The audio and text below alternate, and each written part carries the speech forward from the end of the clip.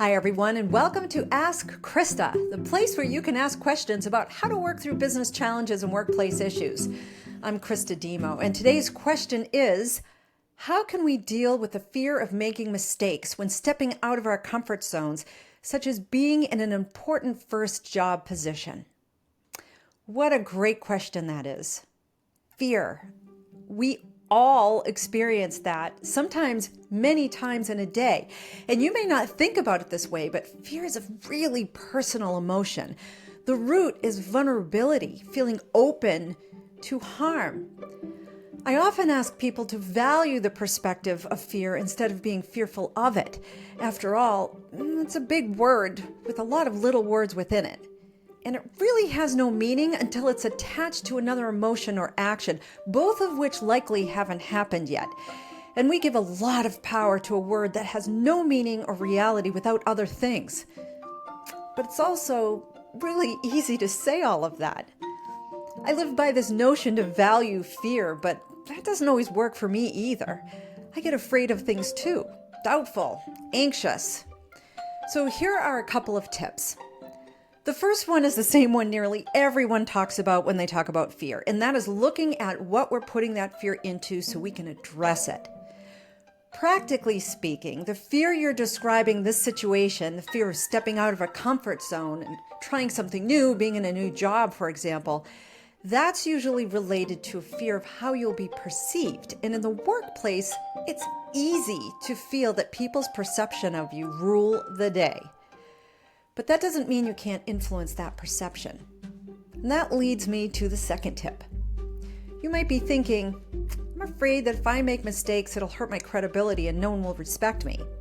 Or, I'm afraid that if I make a mistake, I'll feel embarrassed and realize I stepped out of my comfort zone too soon. Or, I'm afraid that if I make a mistake, I'll let those down who believed in me, who supported this change. Or how about this one?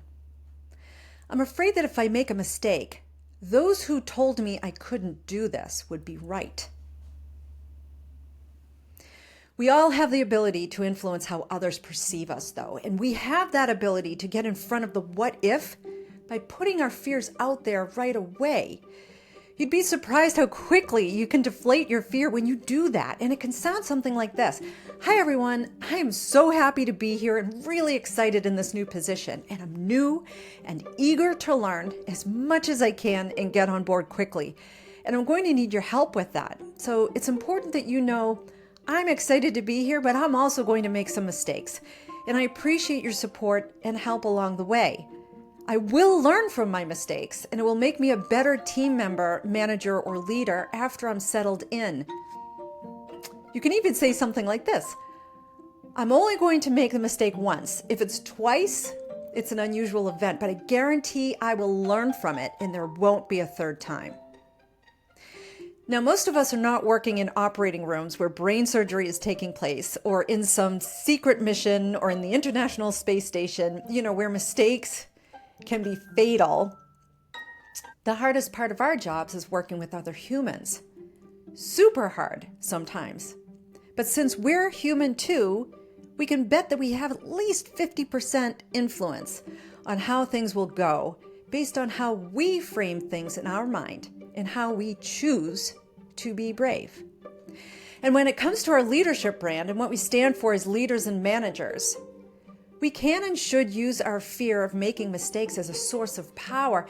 And I'm focused on leaders and managers because this particular question talked about being in a new role that's a higher level role, but this really applies to everybody. Using our fear of making mistakes as a source of power. And it can also be used as a way to lead by example, where the expectation is you learn from mistakes and you get better. This is also how you can avoid situations where people try to cover up mistakes once they occur. And this is especially important if you're working in a highly regulated, complex environment where, in fact, mistakes can be fatal. So that's my answer. Reframe your fear and place what you learn from mistakes underneath you to lift you up and help you step upward and forward.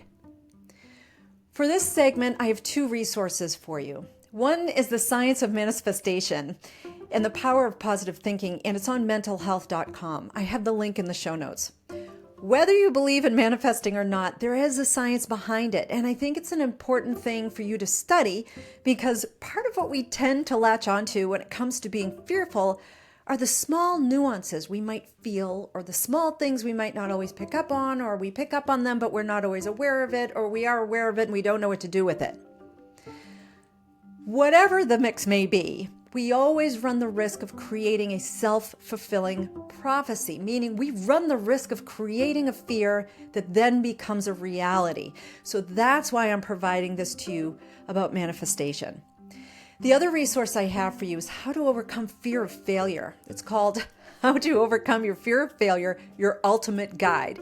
And you'll read about solid tips to shift how you're thinking about fear, and it's on positivepsychology.com. And again, I'll have the link in the show notes.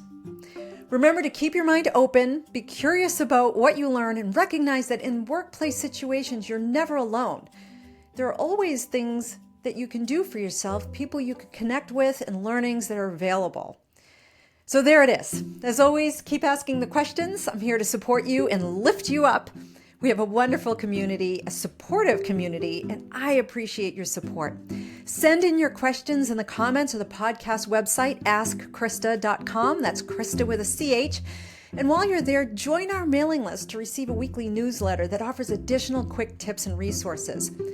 Again, I appreciate everyone's support. And if you have a question about business challenges and workplace issues, ask Christa.